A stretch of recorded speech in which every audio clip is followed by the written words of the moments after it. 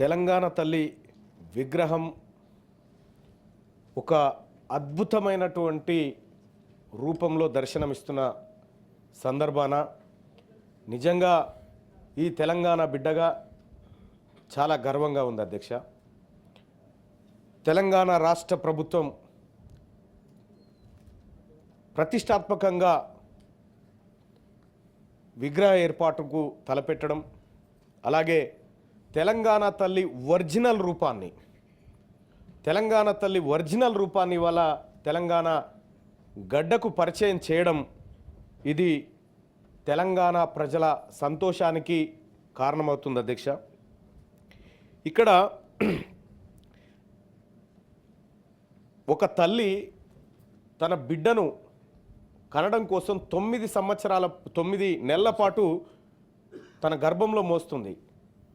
తెలంగాణ తల్లి 6 దశాబ్దాల పాటు ఈ తెలంగాణను మోసి ఇవాళ మనకు ప్రత్యేక రాష్ట్రాన్ని ఒక బిడ్డగా మనకు అందించినటువంటి శుభ సందర్భంలో తెలంగాణ తల్లి ఆకాశమంత ఎత్తుకు ఆ తల్లి విగ్రహం ఉండాలని చెప్పి తెలంగాణ బిడ్డలుగా మనం అందరం కోరుకోవడం సహజం, కోరుకోవాలి కూడా.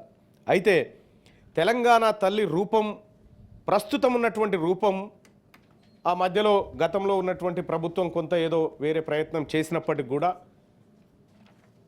ఆలేరు నియోజకవర్గం రాజాపేట మండలం బేగంపేటలో ఇప్పుడు ప్రస్తుతం ఉన్నటువంటి రూపమే ఆ రోజు ఆ తెలంగాణ తల్లి విగ్రహంగా పెట్టడం జరిగింది.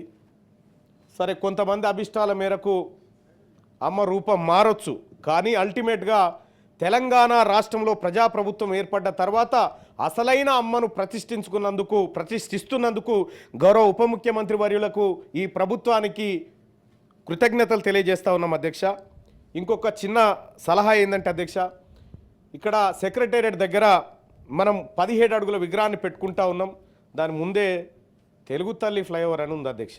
దాన్ని దయచేసి తెలంగాణ తల్లి ఫ్లైఓవర్గా మారిస్తే సంపూర్ణంగా ఉంటుందని చెప్పి నా అభిప్రాయం అధ్యక్ష. ఎందుకంటే ఆ తల్లిని ఈరోజు అది జరిగితే ఇంకా బాగుంటుంది అనేది గౌరవ మంత్రివర్యులకు తమరి ద్వారా తెలియజేస్తా ఉన్నాం అధ్యక్ష. ఇక పచ్చదనం అధ్యక్ష, తెలంగాణ తల్లి వస్త్రం చూస్తూ ఉంటే అందులో మాకు బాయికాడ బాలమ్మ దేవత కనిపిస్తూ ఉంది అధ్యక్ష, మా పోచమ్మ తల్లి కనిపిస్తూ ఉంది, మా మైసమ్మ తల్లి కనిపిస్తూ ఉంది. అందులో ఆ గుండ్లు, ఆ తర్వాత ఆమె తిలకము, ఆమె బొట్టు ఏదైతే ఉందో మా తల్లిని చూసినట్టుంది అధ్యక్ష. గతంలో ఎప్పుడు కూడా తెలంగాణ తల్లి విగ్రహాన్ని గతంలో పెట్టిన విగ్రహాన్ని కానీ అది మా తల్లులకు ఎక్కడ దగ్గర కనిపించలేదు అధ్యక్ష. ఇవాళ ఉన్నటువంటి ప్రతిరూపం ఏదైతే ఉందో ఆ ప్రతిరూపంలో మా అమ్మ కనిపిస్తూ ఉంది అధ్యక్ష, మా ఆడబిడ్డలు కనిపిస్తూ ఉన్నారు. బైరాన్పల్లిలో ఉన్నటువంటి మా మహిళా ఆడపడుచులు కనిపిస్తూ ఉన్నారు, మా చాక లైలమ్మ కనిపిస్తూ ఉంది దాంట్లో.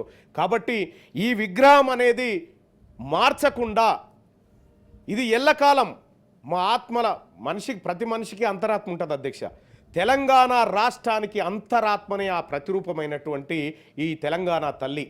కాబట్టి గౌరవ మంత్రివర్యులకు కూడా అందరికి కూడా రిక్వెస్ట్ చేసేది ఏంటంటే, ఇది ఒక్క సచివాలయంలో ఉంటే సరిపోదు అధ్యక్ష. ప్రతి కలెక్టరేట్లో ఇది ఉండాలి, ప్రతి కార్యాలయంలో ఈ చిత్రపటం ఉండాల్సినటువంటి అవసరం ఉంది అధ్యక్ష.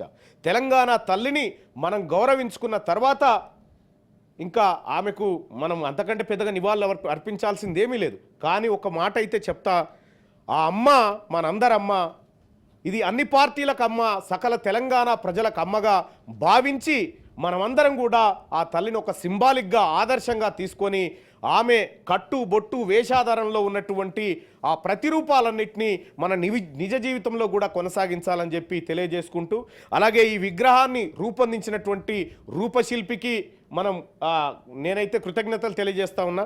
ఇంకొకటి అధ్యక్ష, గిడ అమరవీరుల స్తూపం ఉంది, అది ఇప్పటి వరకు ఓపెన్ కాలేదంటా ఉన్నారు. మరి అది ఎంతవరకు నిజమో తెలియదు.